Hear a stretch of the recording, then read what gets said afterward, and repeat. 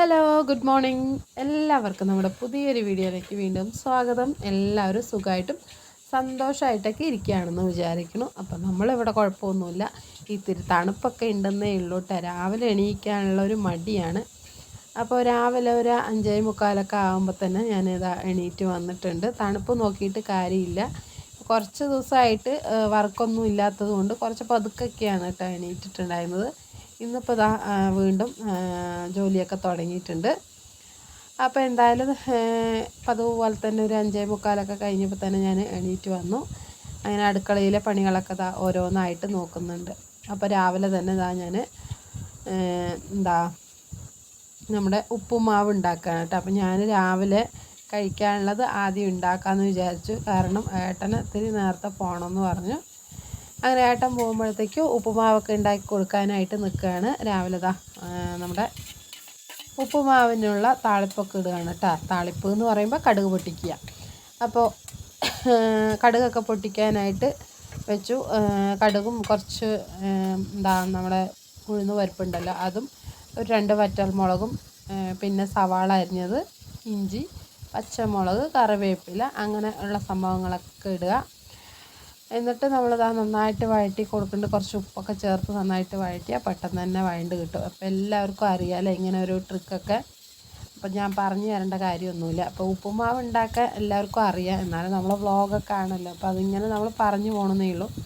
പണ്ടെപ്പോഴും ഇങ്ങനെ നമ്മുടെ പരിചയമുള്ള ഒരാൾ ഇങ്ങനെ നമ്മൾ ഉപ്പുമാവ് ഉണ്ടാക്കുന്നത് കണ്ടപ്പോൾ പറഞ്ഞു, ഉപ്പുമാവൊക്കെ ഞങ്ങൾക്കും ഉണ്ടാക്കാൻ അറിയാം, ഇതിപ്പോൾ നിങ്ങൾ കാണിച്ചു തരുമൊന്നും വേണ്ടെന്നും പറഞ്ഞിട്ട്. നമ്മൾ വ്ളോഗാണല്ലോ ചെയ്യുന്നത്, അപ്പോൾ അതങ്ങനെ ഓട്ടോമാറ്റിക്കലായിട്ട് അങ്ങനെ വരികയാണ്. അപ്പോൾ ഞാൻ അടുക്കളയിൽ പണിയൊക്കെ ചെയ്തുകൊണ്ടിരിക്കുന്നുണ്ട്. പിന്നെ അവിടെ മോട്ടറൊക്കെ അടിച്ചിട്ട് വെള്ളം നിറച്ചുകൊണ്ടിരിക്കുന്നുണ്ട് കേട്ടോ. അപ്പോൾ മീൻ കുളത്തിൽ അങ്ങനെ വെള്ളമൊക്കെ കുറച്ച് നേരം വിടും. അതിന് ശേഷമാണ് നമ്മൾ ബാക്കിയുള്ളവിടെയൊക്കെ വെള്ളം നിറയ്ക്കുന്നത് കേട്ടോ. അപ്പോൾ എന്തായാലും ഞാൻ അടുപ്പൊക്കെ ഒന്ന് കത്തിച്ച് ചോറിനുള്ള വെള്ളവും കൂടെ വെച്ചിട്ടുണ്ട്. അപ്പോൾ പുറത്ത് നല്ല മഞ്ഞൊക്കെയാണ് കേട്ടോ. ഇപ്പോൾ പൊതുവേ തണുപ്പ് കാലം ആയതുകൊണ്ട് എന്താ പറയുക, പുതപ്പിൻ്റെ ഉള്ളിൽ ഇങ്ങനെ ചുരുണ്ട് കൂടി കിടക്കാനാണ് ഇഷ്ടം. പക്ഷെ പറഞ്ഞിട്ട് കാര്യമില്ല, നിവർത്തിയില്ല. നമുക്ക് നമ്മുടേതായിട്ടുള്ള കാര്യങ്ങളൊക്കെ മുന്നോട്ട് പോകണമെങ്കിൽ രാവിലെ എണീറ്റല്ലേ പറ്റുള്ളൂ. അപ്പോൾ എന്തായാലും നമ്മൾ അടുക്കളയിലെ കാര്യങ്ങളൊക്കെ ഓരോന്നായിട്ട് ഇങ്ങനെ ചിട്ടയോടെ ചെയ്തുകൊണ്ടിരിക്കുന്നുണ്ട്. അപ്പോൾ ഞാൻ കടുകൊക്കെ പൊട്ടിച്ച് ആവശ്യത്തിനുള്ള വെള്ളമൊക്കെ വെച്ചിട്ട് ഒന്ന് പുറത്ത് തീയൊക്കെ ഒന്ന് കത്തിച്ച് വിടാനായിട്ട് പോയതാണ് കേട്ടോ. അപ്പോഴത്തേക്കും നമ്മുടെ ഉപ്പുമാവിനുള്ള വെള്ളമൊക്കെ അങ്ങോട്ട് തയ്യാറായിട്ടുണ്ട്. ഇനിയിപ്പോൾ ഞാൻ ഇത് ഉപ്പുമാവ് പറയുമ്പോൾ ഞാൻ നമ്മളെ ഗോതമ്പ് ഉപ്പുമാവുണ്ടല്ലോ, നുറുക്ക് ഗോതമ്പ്, അതാണ് കേട്ടോ ഉണ്ടാക്കുന്നത്. അപ്പോൾ അത് 2-3 വട്ടം കഴുകിയിട്ട് അങ്ങനെ വെച്ചിട്ടുണ്ടായിരുന്നു.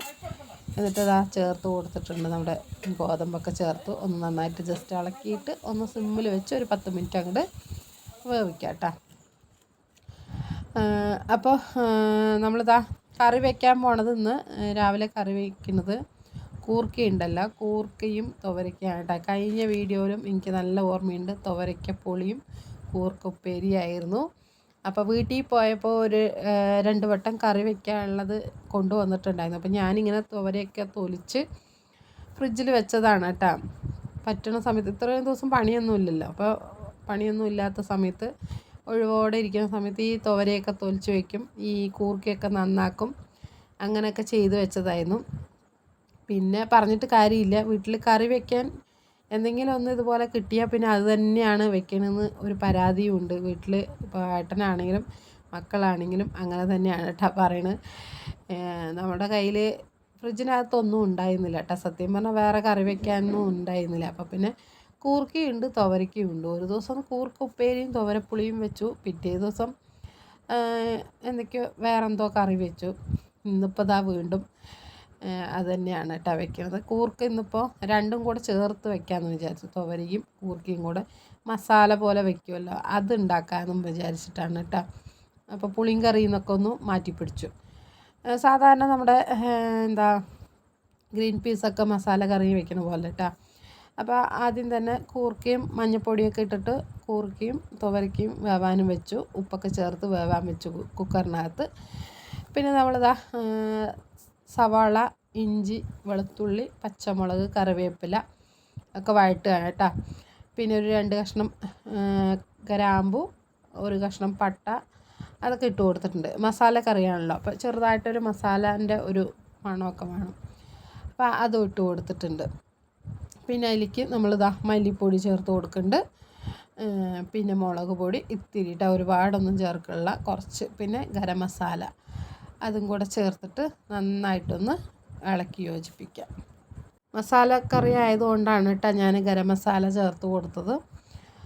അല്ലെങ്കിൽ ആ ഒരു ഗരം മസാല ഇടേണ്ട ആവശ്യമൊന്നുമില്ല. നമ്മൾ ഈ തോരക്ക കറിയിലൊന്നും അല്ലെങ്കിൽ ഇതൊന്നും ഇട്ടില്ല. ഇതിപ്പോൾ നമുക്ക് മസാലക്കറി ആകുമ്പോൾ നമുക്ക് ഇത്തിരി ചപ്പാത്തി ഉണ്ടാക്കുകയാണെങ്കിലോ അല്ലെങ്കിൽ വേറെ എന്തുണ്ടെങ്കിലും കൂടെയൊക്കെ അത്യാവശ്യം കുഴപ്പമില്ലാതെ കഴിക്കാനായിട്ട് പറ്റും. ഇപ്പം ഞാൻ ഉപ്പുമാവ് രാവിലെ ഉണ്ടാക്കുമ്പോൾ അതിൻ്റെ കൂടെ കഴിക്കാമെന്നും പറഞ്ഞിട്ടാണ് അങ്ങനെ ഉണ്ടാക്കുന്നത്. പിന്നെ ചോറിൻ്റെ കൂടെയും എടുക്കാമല്ലോ, എന്നും ഈ തോരപ്പുളിയൊക്കെ ആണല്ലോ വെക്കുന്നത്. അപ്പോൾ അതൊന്നും മാറ്റി പിടിച്ചതാണ് കേട്ടോ.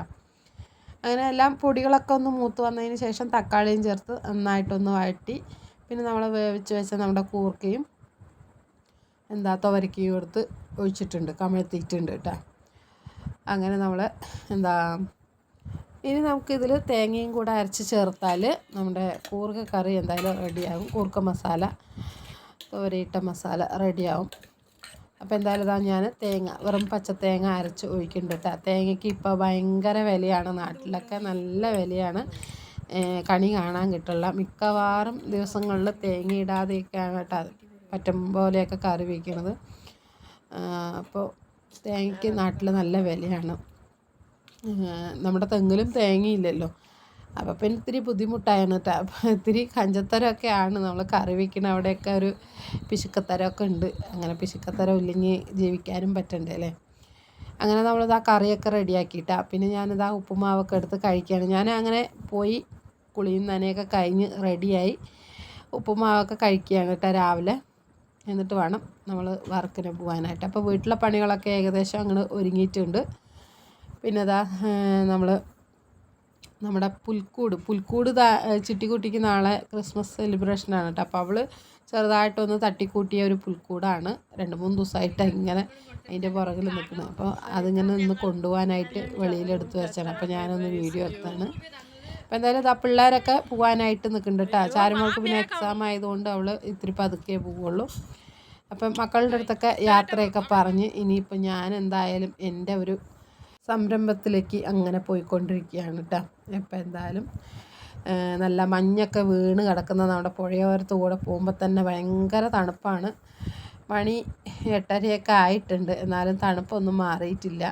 ഇപ്പോഴത്തെ കാലാവസ്ഥ അറിയാലോ, ഒരു 10 മണിയൊക്കെ ആവണം തണുപ്പൊക്കെ വിടണമെങ്കിൽ. അപ്പോൾ എന്തായാലും നമ്മൾ കാഴ്ചകളൊക്കെ കണ്ട് ഇന്നിപ്പോൾ നമ്മൾ ജോലിക്ക് അങ്ങോട്ട് പോകാനായിട്ട് തുടങ്ങിയിട്ടുണ്ട്.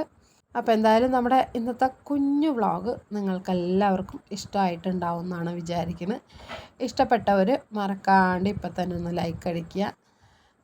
പിന്നെ സബ്സ്ക്രൈബ് ചെയ്യാതെയാണ് നിങ്ങൾ വീഡിയോസൊക്കെ കാണണമെന്നുണ്ടെങ്കിൽ ഒന്ന് സബ്സ്ക്രൈബും കൂടെ ചെയ്ത് സപ്പോർട്ട് ചെയ്യാനും മറക്കണ്ട. അപ്പോൾ ഇനി അടുത്ത നല്ലൊരു വീഡിയോ ആയിട്ട് വീണ്ടും കാണാം. അതുവരേക്കും എല്ലാവരോടും ടേക്ക് കെയർ ആൻഡ് ബൈ.